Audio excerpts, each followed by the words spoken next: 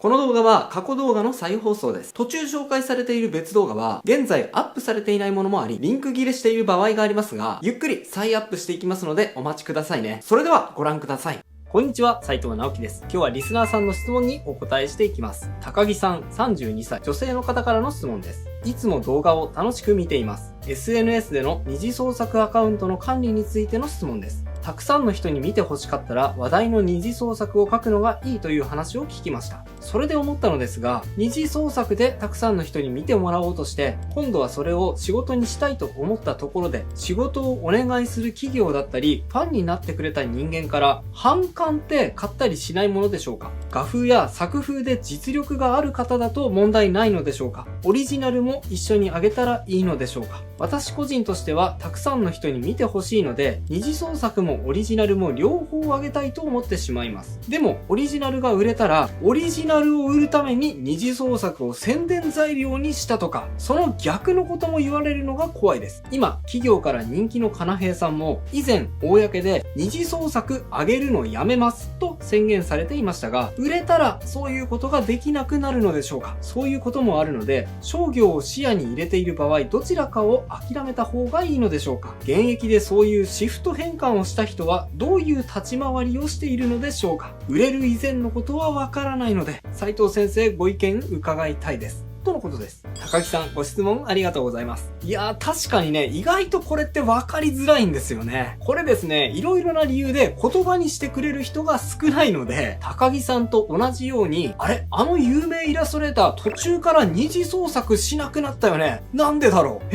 なんかもしかしてトラブルでもあったのかな？っていうか、そもそもやっぱり二次創作自体いけないことなのかな？なんていう風にどんどん不安が不安を呼ぶような感じになってしまう人もいると思うんですね。なので今回はちょっと言葉にするのが難しい問題ではあるんですが、頑張って解説していきたいと思います。でね、もったいぶらずにいつも通り結論先に言っちゃうんですけど、高木さんが懸念している商業イラストレーターを目指す場合には二次創作をしてもいいのか、それともしない方がいいのか。これはですね、二次創作しても OK です。はい。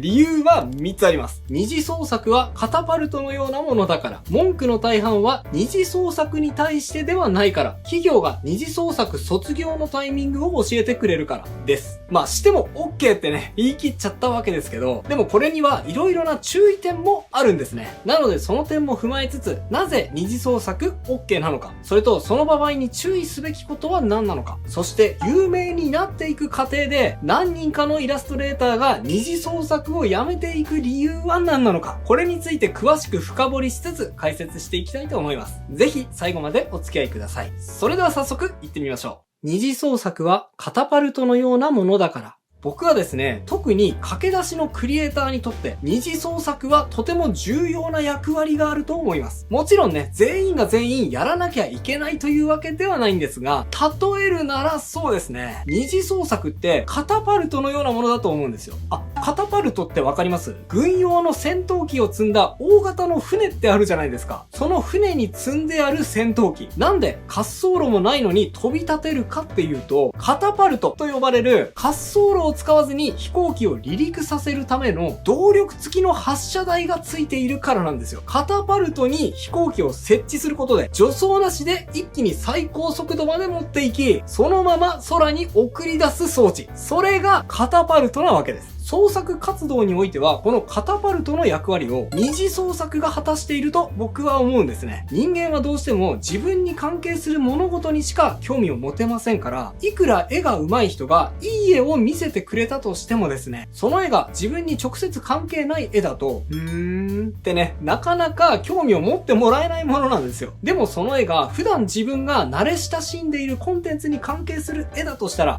この絵いいじゃんってね、無理なくあなたの表現を届けることができて、そこからあなたの絵に興味を持ってもらえるきっかけを得ることができる。それが表現者にとっての二次創作をやるメリットだと何度かお伝えしたことがあると思います。でね、今言ったことは表現者側から見た視点でのメリットなんですが、実は二次創作される側、メーカー側から見ても二次創作されるメリットってあって、両者にとってウィンウィンな関係を築けるバランスにある場合においては、むしろメーカー側も喉喉から手が出るぐらい二次創作してほしいと思っている場合が多いんですよ。これなぜかというと、企業にとって二次創作は無料の広告だからです。普通企業が新たなコンテンツを生み出して、それを世に送り出し、それをヒットコンテンツにまで成長させようとしたら、そのためには様々な広告宣伝が必要です。でもね、その広告料バカ高いんですよ。あんまり細かいことを言うとキリがないので、例えばね、ソシャゲなんかでよく見る山手線の車体の側面にイラストを掲載し、ゲームのリリースをお知らせする PR あるじゃないですか。あれいくらだと思います？ 11 両の車両の中の1編成に対して広告を2週間掲載すると600万円。それを4編成に増やすと2000万円。10編成にするとなんと4000万円かかるんですよ。2週間の広告だけでですよ。ちょっと頭おかしくなるでしょ。そこまで PR にお金をかけないまでも、様々な PR にはそれぞれ結構なお金がかかりますので、広告費って企業にとって結構な出費になるわけなんですが、仮にですね、その宣伝をタダでやってくれる人がめっちゃたくさんいたらどうなります？それって企業にとって超美味しくないですか？そうです。それが二次創作です。特に今は Twitter とかインスタとか YouTube とか様々な SNS を見ている人が多いですから、その中で自社が売り出したいコンテンツのキャラクターの二次創作が溢れて話題になっていることって、それがきっかけでよしこの商品を買おうってなる人も多いですから、これってめちゃくちゃ宣伝効果高いですよね。なので企業はその二次創作活動を黙認している場合がほとんどなんですね。僕もですね、実際にゲーム開発の現場に何年かいたことがあります。なので表現者としてだけではなく、開発者側として二次創作を眺めていたこともあるんですが、これね、正直なことを言うと、自社コンテンツが二次創作されていないとですね、逆に凹みます。てかなんならいち早くキャラクターの二次創作をしているアカウントを見つけて、チーム全体にそのイラストを共有して、うおー描いてくれたーって盛り上がるぐらいには、現場にとって二次創作は歓迎される存在なんですね。多分ですね、お金が多少絡んでくる自社コンテンツに対する同人誌すら、開発メンバーがこっそり買ってきて、現場の人たちと見ているケースだって少なくないと思います。なので、表現者、企業側、両者の利害が一致している場合においては、二次創作、むしろどんどんやっても問題ないと思います。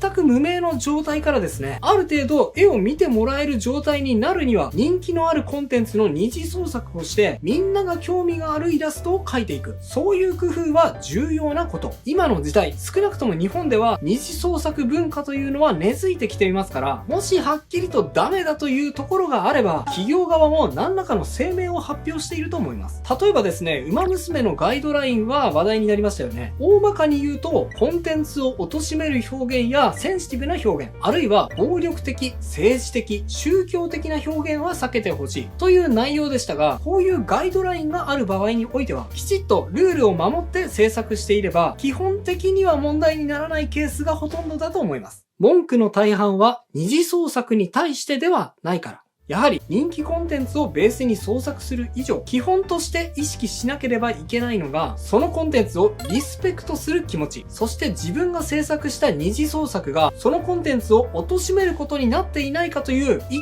定の配慮だと思います。例えば、過度に性的な表現だったり、グロテスクだったり、暴力的な表現、あとはそのキャラクターを使って政治的なメッセージを伝えたり、宗教の勧誘などに利用する表現がこれに当たると思います。もしそういったことに対して十分に注意して創作したものであれば、あなたは自分の二次創作に対して必要以上にビクビクする必要はないと思います。なぜこんなことを言うかというと、それでも文句を言ってくる人は結構いるからです。それが二次創作にとってのデメリットと言えるかもしれません。いわゆる解釈違いと呼ばれるような感覚だと思うんですが、その作品に対して強い愛を感じていればいるほど、人それぞれこのキャラクターはこういうことしかしない、こういう行動は絶対に取らないってね、強く信じる人がいます。これね、別に思うのは勝手なので、そういう場合にはね、黙って離れてくれればいいと思うんですが、中にはその気持ちを創作者に押し付けてこようとする人がいるんですね。ただですね、ちょっとそこまで気にしてしまうと、じゃあ二次創作する意味って何って思ってしまう人もいると思いますし、それぞれの感じ方の問題になってくる部分も大きいと思うので、そういう文句に対しては、なるほど、そう考える人もいるのかかってね、そう思ってるぐらいでいいと思います。あと、高木さんが気にされている点として、二次創作を宣伝材料にしてオリジナルを売ったと指摘されるかもという不安に対してですが、これについてはね、ちょっとイチャモンレベルだと思います。そういう仕掛けを露骨にやっている例でない限り、例えばですね、ツイッターで二次創作とオリジナル、両方投稿しているなんていうのは、誰しもがやっていることですし、普通です。こういう文句を言ってくる人っていうのは、あたかも正当な理由があるように言ってくることがありますし、粘着質な人になると、メーカーさんに苦情を入れました。なんて言ってくるケースもあったり、あとはもっとひどいとですね、本当に苦情を入れている場合もあったりするんですが、こういった人たちがなんでここまでするかっていうと、純粋に二次創作に対するバッシングではなくてですね、理由なんてもうどうでもいいんです。大半は成功したあなたの姿が眩しくて、羨ましいから引きずり落とそうとしているだけなんです。何かやましいことをしていない限り、話を聞かなくても大丈夫ですし、メーカーさんもそういうことについては僕ら以上に分かっているはずなので、また変な人からメール来たなはい、ムシムシってね、そんな感じだと思いますよ。そんなメールに構っていられるほど暇な人たちじゃないので、必要以上に不安に駆られる必要はないと思います。僕もね、そういう嫌がらせのコメントだったり、メールももらうことがあるんですが、こう思うようにしています。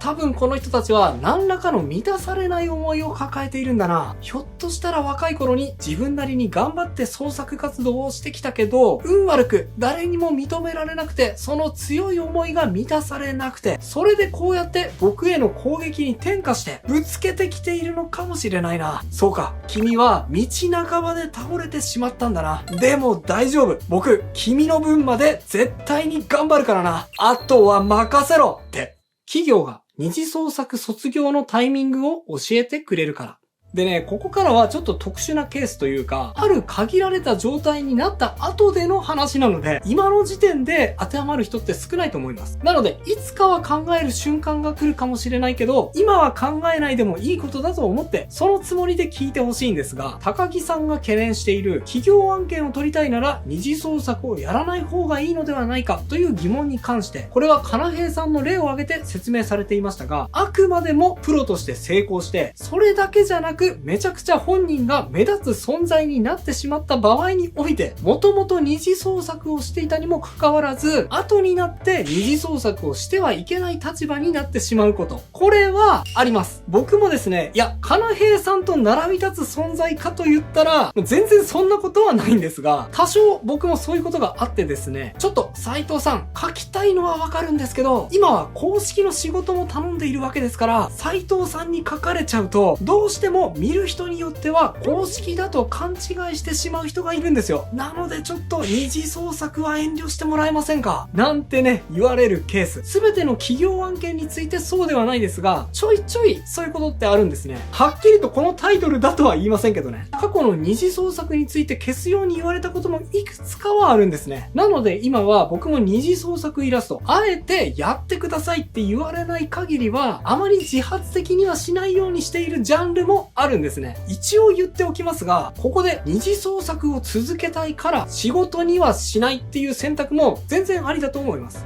僕の場合にはその企業と仕事として今後もうまくやっていきたかったので、二次創作をやめるという選択をしましたが、縛られたくないという場合には仕事の方を捨てるという選択も全然ありだと思います。こういうことがあると、人によっては企業から怒られたと思って凹んでしまう人もいると思うんですが、僕はですね、そうは捉えてないですね。僕はその連絡を二次創作卒業のタイミングを企業が教えてくれたと捉えています。ただね、ここまで聞いて高木さんはこう思ったかもしれません。やっぱそうなんだ。二次創作をしていると企業から何か言われることってあるんだ。怖い。企業からもし目をつけられでもしたら社会的に抹殺されるかもしれない。やめとこう。二次創作やめとこう。いや。企業なんだと思ってるんですか？企業といえど中身は人間です。そんなひどい人ばかりじゃないので安心してくださいね。っていうのも、そういった問題が起きる場合に僕や作家さんに対して二次創作やめてくれませんかって通知してくる役割の人、その人の気持ちを想像してみてください。もしあなたがこの役割を負ったとしたらこう思うと思うんですよね。なんでそんなこと俺が言わなきゃいけないんだよ。そんなこと伝えたらら、斎藤から恨まれんの俺じゃん。斎藤が、もし仮にヤバいやつだったら、俺刺されるかもしんないじゃん。もう勘弁してくれよ。めんどくさいけど、まあ、仕事だから伝えるか。くらいな感じだと思うんですよね。僕に対して怒りや憎しみがあるわけじゃないと思うんです。多分ですけどね。多分。ないですよね。ね。まあ、というかですね、ちょっとこれは自分のことを持ち上げるような感じになってしまうので、若干言いづらいんですが、あえて言いますね。二次創作やめてくださいって企業に言われたら、イラストレーターとしてはめちゃくちゃ大成功だと思ってください。それ自体、超すごいことです。だってそうでしょ。だって大半の人は、もし仮に二次創作で企業に注意されようと思っても、注意されることすらほぼ不可能だと思います。もし仮に高木さんが企業から二次創作について注意を受けたとしたら、それはその企業にとって高木さんの存在が無視できないほど大きくなったということの裏返しなんですよ。でなければ、一個人に対して注意なんて絶対しません。なぜか当たり前です。だってそんなの絶対めんどくさいですし、そのために割く人件費の方が高くつくからです。当たり前ですよね。まあもちろんですね、そのコンテンツやファンのことを貶めるような二次創作は論外ですが、人気コンテンツの二次創作に乗っかって目立つのは、今の世の中では至極真っ当な戦略です。なので、初めのうちはどんどんやって大丈夫。だけど、目立ちすぎるとある時点で、そのコンテンツのファンからメーカーに問い合わせが行ったりすることもあります。まあ多分これは嫉妬やこいつを叩き落としてやろうみたいな、そういう汚い欲望も含まれている場合が多いとは思うんですが、それがある程度増えてくると、メーカーさんも無視することができなくなって、本人にちょっと二次創作やめてくださいってね、要望を出してくることもあります。そうなった時、やっと二次創作するのかしないのか選べばいいと思うんです。僕はそういうことが増えてきたから二次創作を制限するようになりましたし、完全にやめたとおっしゃっているかなへいさんも近いのではないでしょうか。ただそんな状況はですね、狙ってそうなれるもんじゃありません。むしろ企業にそんなお叱りを受けたとしたら、逆にめちゃくちゃ喜んでください。そのぐらい自分が生み出した二次創作が多くの人の目に触れたってことです。そしてそんな嫌がらせのコメントの日じゃないぐらい多くの人たちを楽しませたってことです。むしろ誇ってくださいね。高木さんは想像すれば想像するほど様々な不安が押し寄せてきてしまって、次の一歩を踏み出しづらい状況になってしまっているのかもしれませんが、それはきっと高木さんがそれだけ創作に対して真剣に向き合っているからこそだと思います。その真剣な思い、絶対に届くはずです。諦めないで応援しています。以上が今日僕が伝えたかったことです。いかがだったでしょうか？また今回は二次創作のお悩みに対してのお答えでしたが、二次創作はいいねがつくのに一次創作にはいいねがつかないんだよ。どうすりゃいいの？っていうお悩みもよく聞きます。これについてはこちらの動画。Twitter を伸ばすイラストの 3H 戦略をご存知ないをご覧ください。二次創作と一次創作、同じように考えていると失敗しちゃいますよ。大切な情報を忘れずにお届けするために、ベル通知音の設定もよろしくお願いします。